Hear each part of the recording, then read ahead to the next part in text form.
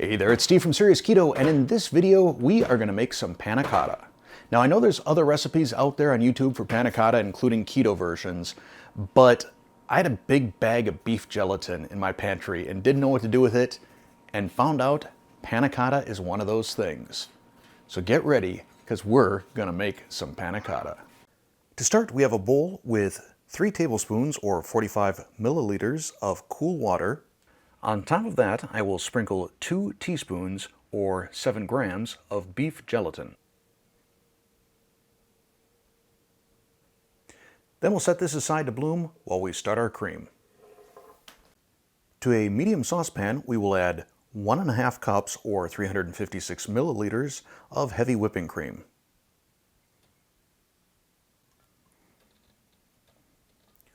We'll bring the heat up to medium-low. To this, we will add 1/4 cup of sweetener. That's 45 grams. I'm going to try out the pure cane, which I reviewed recently. Right here is the link.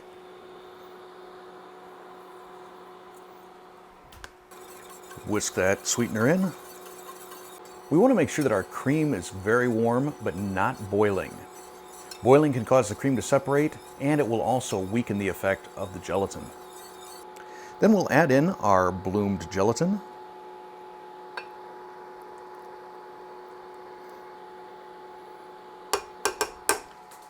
And we'll whisk until it's fully dissolved.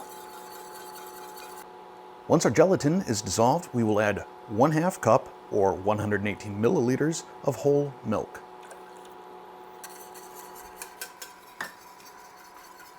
And finally, 1 teaspoon of vanilla extract. Remove from heat. Next, we'll pour this through a strainer just to catch any potential chunks.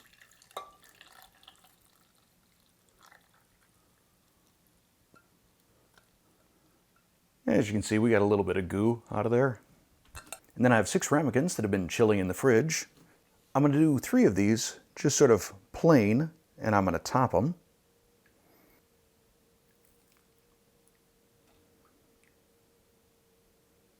And for the other 3, I'm going to add a little something to the mix.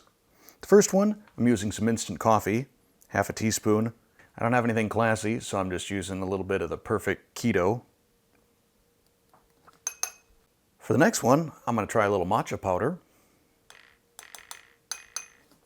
And for the final one, I'm going to try some blueberry powder.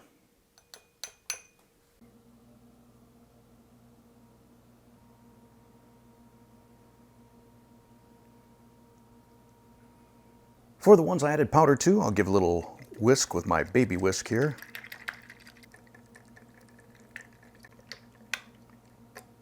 Now I know I still have some little chunks here, but that's okay with me. This is more just me experimenting and seeing how these taste. If I decide that one of these is worth doing a full batch, I would probably mix the powder first, then run it through the strainer, then go into the ramekins. But for right now, these are going into the fridge for the next probably 4 hours. All right, I let the panna cotta go overnight in the fridge. To separate them from the ramekin, dip them in some warm to hot water for a few seconds, and this will help the gelatin release. Then invert a plate over it, flip, give it a little shake. Oh, look at that. Now this first one I'm going to eat straight up because I don't think I've ever had panna cotta in my life.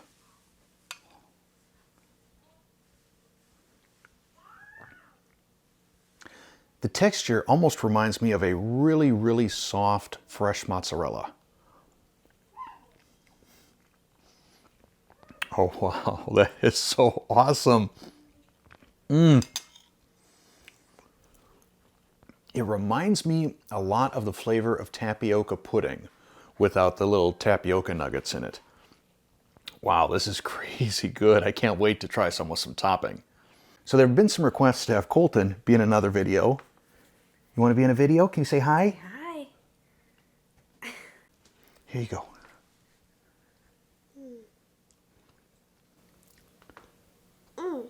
Do you like that?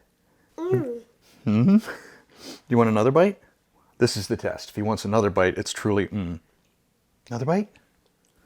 What do you think? Good stuff? Okay, that's a pretty emphatic I think he's making. Yeah, good stuff. So Courtney's home from her lunch break. Yep. We have a blueberry powder, a matcha, and a coffee. Those are the ones I've flavored so far. There's also vanilla, if you'd like to taste vanilla first. Sure. Okay. Let's do vanilla first. I don't think I've ever had panna cotta before. I hadn't until just minutes ago. Seen it in the cooking shows, so here we go.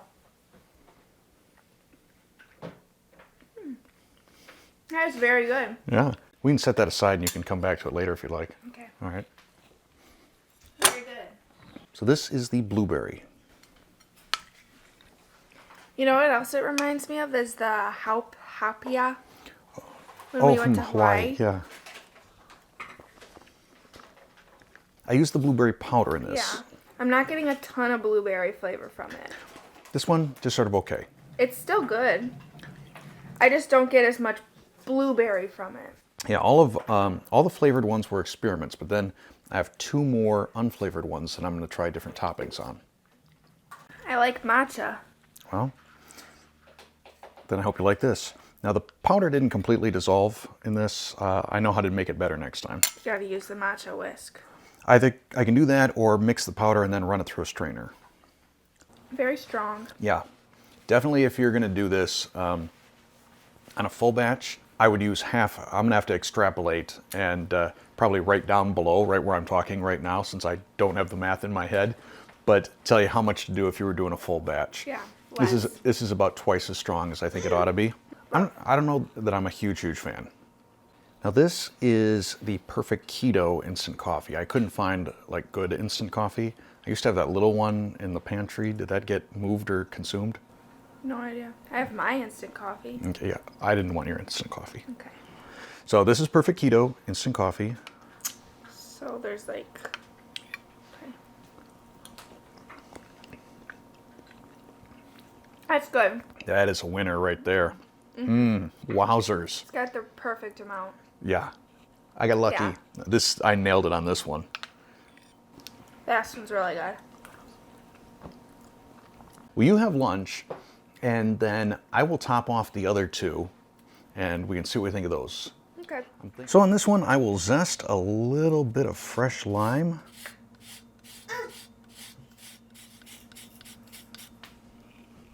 And on the other one, I've got some Lily's dark chocolate that I'm grating.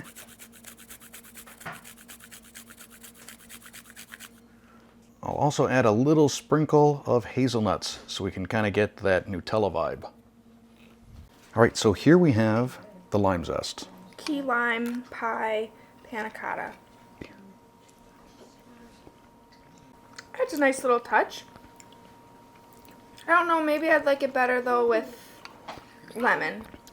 I don't know. I also wonder if you made it with the lime in it when you boil the cream, and then when you run it through the filter, you just sort of get that lime infused cream. Yeah. That might be better than the topping.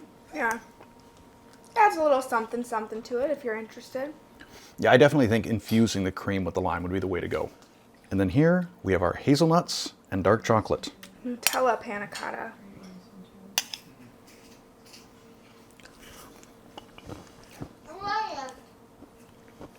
Probably could have gone with a little bit more chocolate. Yeah, more chocolate. Pretty good. You know, those hazelnuts, they've got just enough of an edge to it to kind of counter some of the sugar and the vanilla. I think it's a very nice compliment.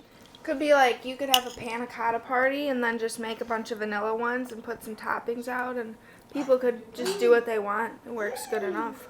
Yeah, I think if you put some of the flavor god spices, like chocolate donut and pumpkin pie and things like that, that might go really good on top of this. That would. Yeah, totally have a panna cotta keto party. Keto cotta. Panna keto. Panna keto, that sounds good. I guess you could do that. So there you go, panna cotta. I am so glad that I discovered this new food thing. I mean, it is so ridiculously easy to make. The taste payoff is amazing. And I think the versatility that is possible with just this base recipe, the various things you can add in, I'm gonna have a lot of fun with this. So expect to see maybe another panna cotta recipe or two coming from me in the coming weeks. And certainly if you do any experimentation and come up with something pretty wonderful, let me know down in the comments. I'm sure we'd love to hear about it. If you enjoyed this video, click that like button. If you're not a subscriber already, hit that subscribe button. If you want to be notified whenever I release a new video, tap that bell and select all notifications. And finally, if you'd like to help support the Serious Keto Test Kitchen, click that join button and see what membership options are all about. Thanks for watching.